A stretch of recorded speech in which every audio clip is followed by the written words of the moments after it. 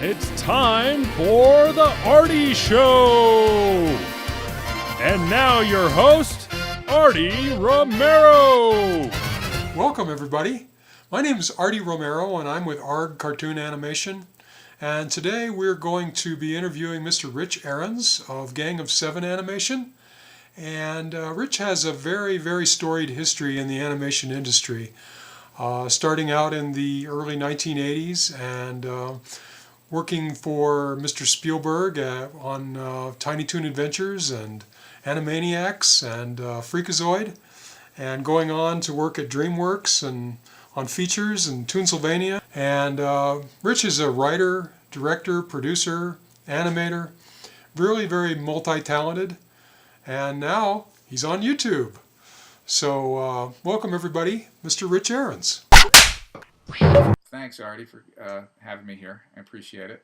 And actually, I met you through YouTube, which is kind of neat. I've had my YouTube channel for a while, putting up new cartoons. And I have like a little series of, it's a Binky's Christmas Tree. Somehow people reacted well to that one, so I've gone ahead and expanded that story. Even though I was going to do a Binky Man story, but I thought I'd put that on hold right now since I'd gotten such a good reaction from people on that storyline. So right now there's like four of them that are completed. 3 of them are up on YouTube. There's a painting of them I have here I'm holding up of Binky and his little Christmas tree character named Little Treeser.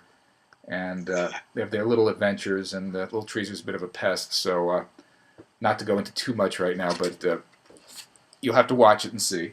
In the animation industry, you've had very specialized jobs where you're either a producer or a director or a writer or an animator. And you might do a little bit of this and a little bit of that, but on YouTube, you're the producer, the director, the writer, the Right. animator, and you do the voice talent, and you even record your own music, don't you? Yeah, I've been having fun doing all the above, which it's kind of like, well, it's YouTube, so you have to. It's kind of like guerrilla filmmaking. You just kind of go with it, do whatever you can, get as much done as you can, and put it up there, and see what people like. And I enjoy doing the music as well. So I've been, I've been pretty much doing original music, or I'll take some classical and I'll record it and do something sort of funny and cartoony with that. That's about the size of it. I've also been promoting on YouTube a book I wrote, which I happen to have it right here. I'll hold it up, called Turvy the Turtle Duck. So that was another YouTube video where I made a video version of a book that I had illustrated and written. So that's up there as well. It's a kind of a fun place to see what people like, what things you should really be concentrating on, because as you know, it's endless what you could be doing as far as animation goes. So let's get in our time machine here and go back to the 1990s when you were working with Mr. Spielberg's organization on Tiny Toon Adventures, and then Animaniacs, and then Toonsylvania. Tell us how you got started in that particular company. In 1989, when Tiny Toons really started to get going in terms of the show and the development, and even production began that year. So I gotten in there. I was doing layouts, and I was having a lot of fun, and it was a lot of work. And I had never directed before, not professionally. And one day the producer came over to me and said, you look like maybe you'd be good at directing. Or something like that. Or I asked him, maybe I should I'd like to direct because I really love your show. I love the show. I'd like to really get involved. And I said, "You want to look at some of my animation and all that?" And he said, "No, you look like you know what you're doing, so go ahead." So he must have heard something good about me, or he just had a good vibe. So and that turned into my first directing gig. So we did, I worked on the first season, second season.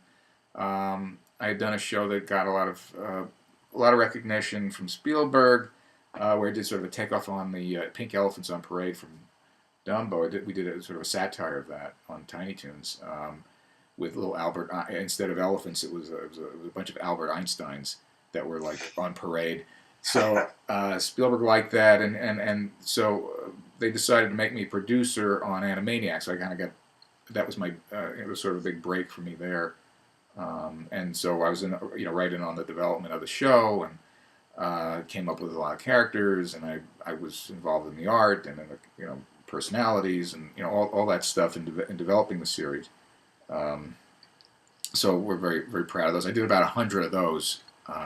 100 episodes, so it was about, I don't know, whatever that is, a season and a half of, or more of those. And then we also did Pinky. The initial Pinky and the Brains came out of Animaniacs, so we set up the series for that, and then we did more Tiny Toons. And yeah, at that time it was great because there was so much going on. When we didn't have Animaniacs, we'd go back and do another Tiny Toons special or direct to video thing.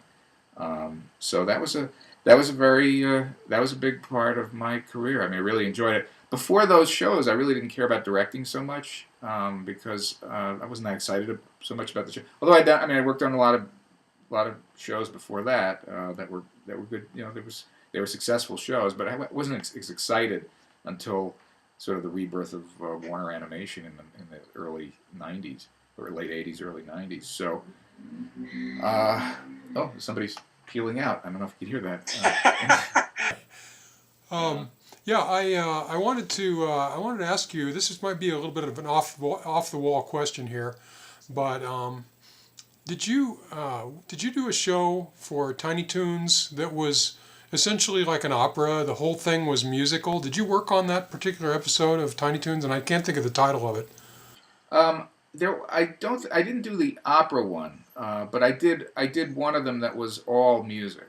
We did. There were two Toon TV shows. I did Toon TV 2, I guess, where it was all the whole thing was songs interpreted and with the characters interpreting these songs. And in my case, I picked a lot of stuff I liked, which was like old '60s and '50s records, and we did Yakety Yak, and we did. It's in His Kiss, the Shoop Shoop song, So I did a bunch of songs that I thought were appropriate to those characters. I thought that had the songs all sort of told a story, so it kind of worked well just for us to interpret these things visually, and it worked out well. Although we did a Sinead O'Connor reference at one point too, so we did some more current things, but mixed in with some real old stuff. And people like it. Getting messages on YouTube, really like that episode. People really enjoyed that particular thing, and they want to see more of that. So, I've been sort of in YouTube. I am sort of classically oriented. I like doing classic Warner's feel to it, or classic Disney feel to the animation. So, I'm trying to do more of that sort of thing now, and people like it. It's I hope.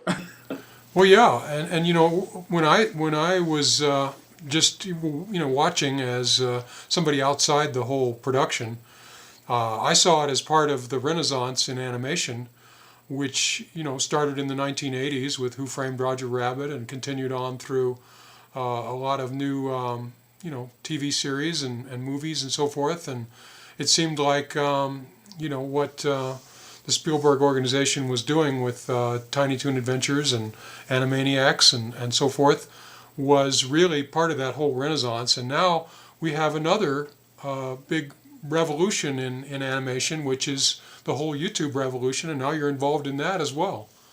So, it's interesting how you're going from one fun phase of popular culture to another, with some stops along the way to produce feature films and so on. Right.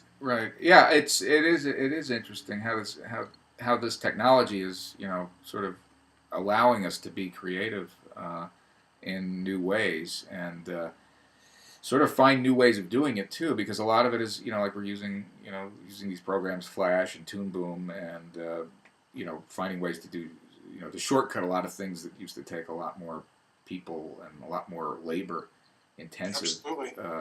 So I mean, not that it's easy to do it, especially when you're doing a lot of stuff by yourself. But it is interesting using the new software and integrating it into something that's hopefully it's something that's classic. Hopefully it's something that people are going to want to watch down the road. It's not just something that it's on and it's gone. You know Exactly. That's I think that's where I'm coming from. I think that's where you're coming from. Sure. Well, I think, when you get a good story and you tell it well, and you have music that is, sticky, it essentially resonates with people, and the whole package comes together.